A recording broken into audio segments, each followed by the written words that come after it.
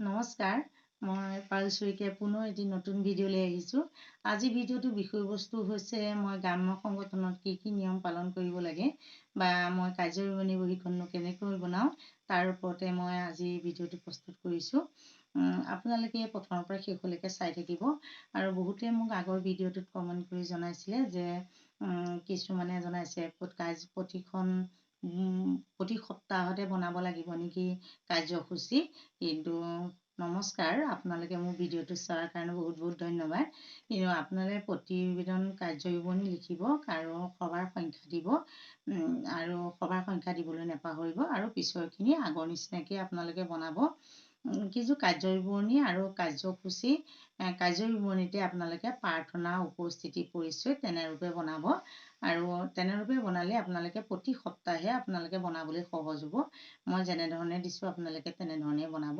যদি আপোনালোকে সাধাৰণ সভা অনুষ্ঠিত কৰে, তেতিয়া আপোনালোকে সাধাৰণ সভাত কাৰ্যসূচীটো বনালেই হ'ল। সেয়েহে আহকচোন আজি মই গ্ৰাম্য সংগঠনৰ কেনেকৈ মই কাৰ্যবিৱৰণী বহীখন বনাইছোঁ আপোনালোকক দেখুৱাওঁ।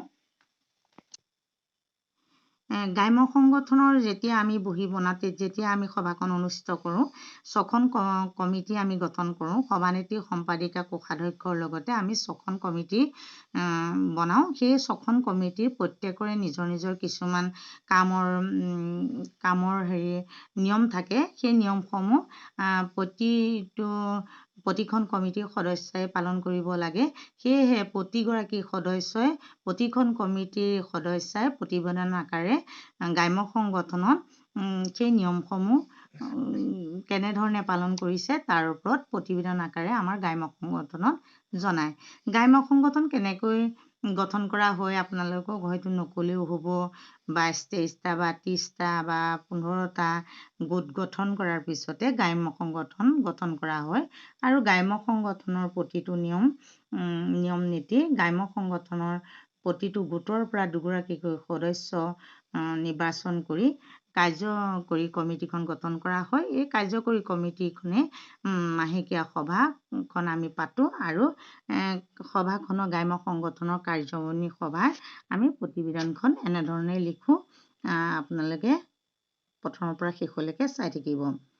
গ্ৰাম্য সংগঠনৰ কাৰ্যনিৰ্বাহক সভাৰ সংখ্যা আপোনালোকে মোৰ সভাৰ সংখ্যাটো নিদিব, যিহেতু আপোনালোকে যিমানটো তাৰিখৰ সভা পাতে সেই তাৰিখটো উল্লেখ কৰিব, আৰু সময় উল্লেখ কৰিব। জাতীয় সংগীতে সভা আৰম্ভণি। জাতীয় সংগীতে সভাখনি শুভাৰম্ভণি কৰা হয়। সভানেত্ৰী আসন গ্ৰহণ। আজিৰ সভাখনি পৰিচালনা কৰিবৰ কাৰণে স্থায়ী সভানেত্ৰী আসন গ্ৰহণ কৰিবৰ কাৰণে সম্পাদিকাই আহ্বান জনায়। সভানেত্ৰী আহ্বান ক্ৰমে সভানেত্ৰীয়ে আসন গ্ৰহণ কৰাৰ লগতে কাৰ্যসূচী পাঠ কৰে। কাৰ্যসূচী অনুসৰি প্ৰথম দফাত পৰিচয় কেনেধৰণে আপোনালোকে গোটতটো জানিছেই, তেনেধৰণে লিখিছোঁ। আৰু উপস্থিতি সদস্যসকলে নিজৰ নিজৰ উপস্থিতি বহীত স্বাক্ষৰ কৰে। বিগত সভাৰ প্ৰতিবেদন পাঠ আৰু গৃহীতকৰণ। সভাৰ লেখিকাই যোৱা সভাৰ প্ৰতিবেদনখন পাঠ কৰি শুনায় আৰু সভাতে সকলো হিচাপ নিকাচ সভাত দাঙি ধৰে। সভাৰ সিদ্ধান্তৰ মৰ্মে সভানেত্ৰীয়ে প্ৰতিবেদনখন গৃহীত কৰে। যোৱা সভাৰ সিদ্ধান্তৰ মৰ্মে এনেধৰে আপোনালোকে যোৱা সভাত কিবা আলোচনা হৈছিলে নেকি, কিবা গ্ৰাম্য সংগঠনৰ কিবা অসুবিধা হৈছে নেকি, বা টকা পইচা কোনোবা গোটে ঋণ বিচাৰিছিলে দিব পৰা নাই নেকি, বা কি কাৰণে দিব পৰা নাই, সেই সকলোখিনি গ্ৰাম্য সংগঠনৰ সভাতে আলোচনা কৰা হয়। আৰু এই যিকেইখন কমিটি আছে সেই কমিটি কেইখনেৰে সৈতে তেখেতসকলে কিবা অসুবিধা পাইছে নেকি, সেই সকলোখিনি আলোচনা এই বিগত সভাৰ প্ৰতিবেদন পাঠ আৰু গৃহীতকৰণৰ যিটো দফা, সেই দফাতেই আপোনালোকে আলোচনা কৰিব।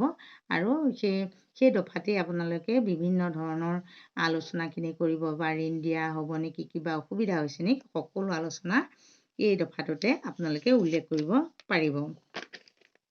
তাৰপিছতে আত্মসহায়ক গোট নিৰীক্ষণ কমিটি, সেই কমিটিখনে আত্মসহায়ক গোট নিৰীক্ষণ কমিটি বুলি এখন কমিটি আছে।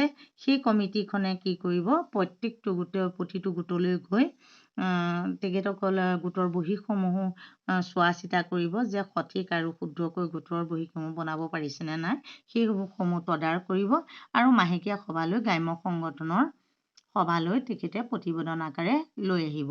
কিবা যদি গোটৰ বহী কেছ বহী হওক, ঋণ খতিয়ান হওক বা সঞ্চয় খতিয়ান হওক, কিবা যদি বহী বনাবলৈ অসুবিধা পায়, তেতিয়া তেখেতসকলে এই কমিটিখনৰ সদস্যসকলৰ লগত যোগাযোগ কৰিব পাৰে। জীৱিকা নিৰ্বাহ উপসমিতিৰ প্ৰতিবেদন, আপোনালোকে এই দফাটোতে আপোনালোকে উল্লেখ কৰিব, জীৱিকা নিৰ্বাহৰ উপসমিতিৰ প্ৰতিবেদন আকাৰে তেখেতসকলে জনাইছে যে তেখেতসকলে প্ৰতিটো গোটলৈ গৈছে, গোটৰ খেতি পথাৰ বা কেনেধৰণে শাক পাচলি তেখেতসকলে কৰিছে, সেই সকলোখিনি তথ্য, কিবা অসুবিধা পাইছে নেকি, সেই সকলোখিনি তথ্য তেখেতসকলে প্ৰতিবেদন আকাৰে গ্ৰাম্য সংগঠনত জনাইছে। আৰু এখন কমিটি আছে বেংক লেনদেন উপসমিতিৰ প্ৰতিবেদন।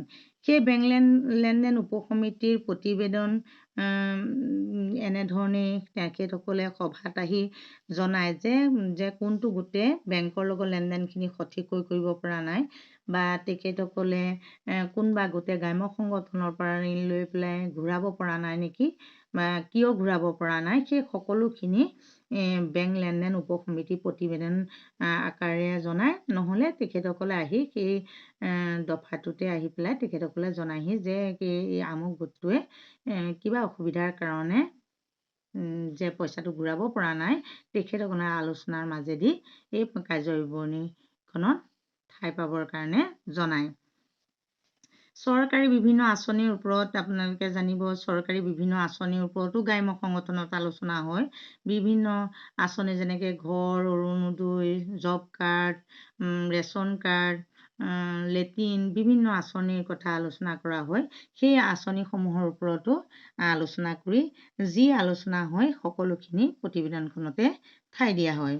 ঠাই দিবৰ কাৰণে মই এনেধৰণে লিখি ৰাখিছোঁ, বা কিবা আলোচনা হয় যদি, কিবা পাবলগীয়া বাকী আছে যদি, সকলোখিনি আলোচনা এই সভাৰ আলোচনাখিনি প্ৰতিবেদনতে ঠাই দিবৰ কাৰণে মই এনেধৰণে লিখি ৰাখিছোঁ।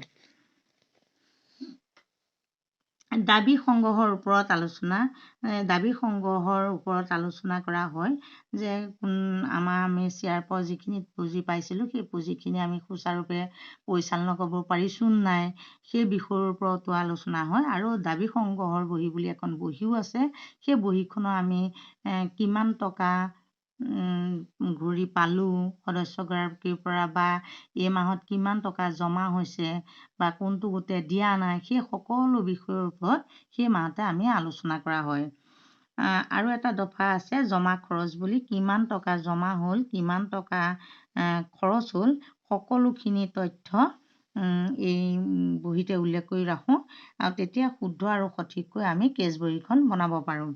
প্ৰাপ্ত আৰু প্ৰদান বিৱৰণী, কোনোবা গোটে কেইটা গোটে ঋণ আদায় দিছে, কোন কেইটা গোট, আৰু কাক আমি এই মাহত চেক প্ৰদান কৰা হৈছে, সেই কথা লিখিবৰ কাৰণে আমি কি কৰিব লাগিব, প্ৰাপ্ত আৰু প্ৰদান বিৱৰণীত সবিশেষকৈ লিখি থ'ব লাগিব। তেতিয়া আমি শুদ্ধ আৰু সঠিককৈ কেছ বহীখন বনাবলৈ সুবিধা হ'ব।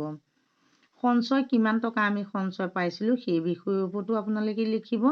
আৰু মণ্ডল সংগঠনৰ সিদ্ধান্তসমূহৰ বিৱৰণী, যে মণ্ডল সংগঠনলৈ গ্ৰাম্য সংগঠনৰ পৰা কোনোবা সদস্য গৈছিলে নেকি, তেখেতে গ্ৰাম্য সংগঠনৰ মণ্ডল সংগঠনৰ আলোচনাসমূহ তেখেতে ভাগ লৈ কিবা আলোচনাৰ কথা যদি জানিবলগীয়া থাকে, গ্ৰাম্য সংগঠনত ক'বলগীয়া থাকে, তেখেতসকলে কৈ পেলাই সকলোখিনি বুজাই দিয়ে যে গ্ৰাম্য সংগঠনৰ কথা, মণ্ডল সংগঠনত এনেধৰণে নিয়ম নীতিৰ কথা আজি সভাত আলোচনা হৈছে, সকলোখিনি প্ৰতিবেদনত ঠাই দিয়ে। অন্যান্য বিষয়, যদি অন্যান্য বিষয় কিবা আছে তেতিয়াও উল্লেখ কৰিব, যদি নাই তেখেতসকলে সেই বিষয়ৰ ওপৰত আলোচনা কৰিব নালাগে। সভানেত্ৰী মন্তব্য আৰু ৰাষ্ট্ৰীয় সংগীতে সভাৰ শেষত সভানেত্ৰীয়ে সকলোকে সাৰুৱা মন্তব্য শুভেচ্ছা জনাই সভাভংগ ঘোষণা কৰিব। মই আজি থুলমূলকৈ আপোনালোকক জনালোঁ মই জনালোঁ।